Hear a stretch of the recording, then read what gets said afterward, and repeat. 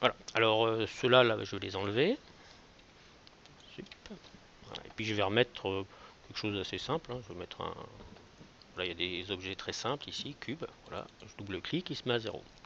Alors, déjà, on voit que ici, alors là, je bouge mon écran, je vous montrerai après comment on fait ça, ma scène.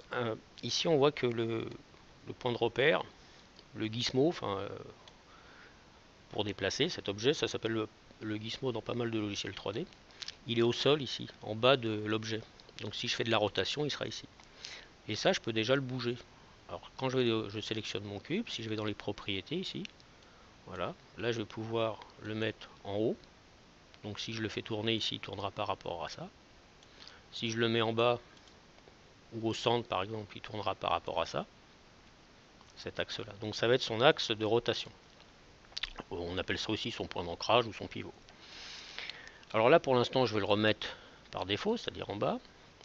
Si je veux déplacer cet objet, donc si je me mets sur la flèche rouge ici, j'attends qu'elle soit un peu illuminée, et là je fais cliquer glisser, je déplace en largeur.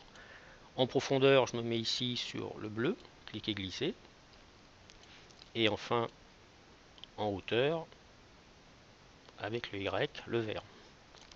Alors ce que je peux faire ici aussi, c'est utiliser par exemple, vous voyez celui-là, le jaune, quand je vais cliquer sur le jaune, je vais pouvoir le bouger en hauteur et en largeur, mais je ne peux pas en profondeur.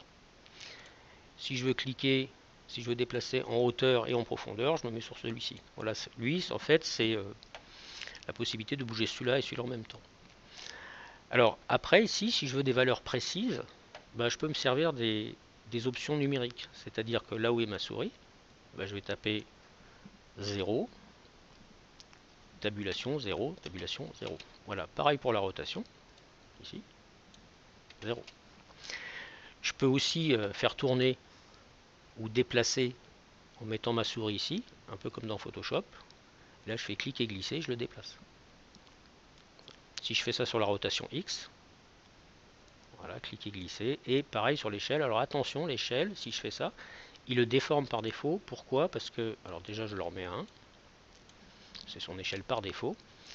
Ici, un peu comme le réglage de la scène, il va falloir que je verrouille les dimensions. Voilà, comme ça, quand je bouge le X, bah, les autres, ils bougent avec. Alors, je vais le remettre ici à 0.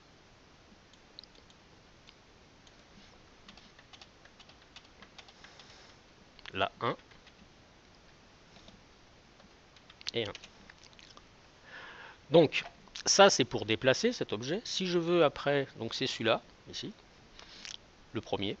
Si je veux grandir ou rétrécir mon objet, jouer sur l'échelle, je clique ici, on voit que les points de repère ont un peu bougé.